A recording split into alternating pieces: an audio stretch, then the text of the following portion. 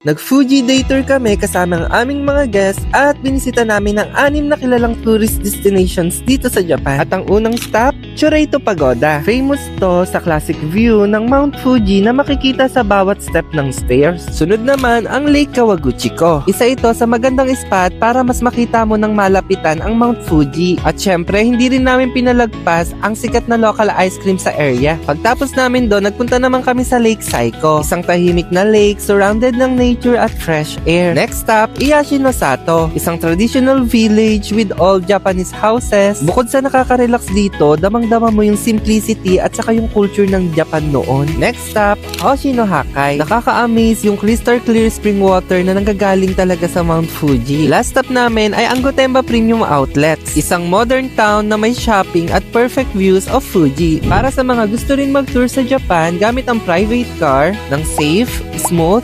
comfortable at hassle-free from start to finish, i-message nyo lang kami para sa perfect way to explore Mount Fuji at your own pace.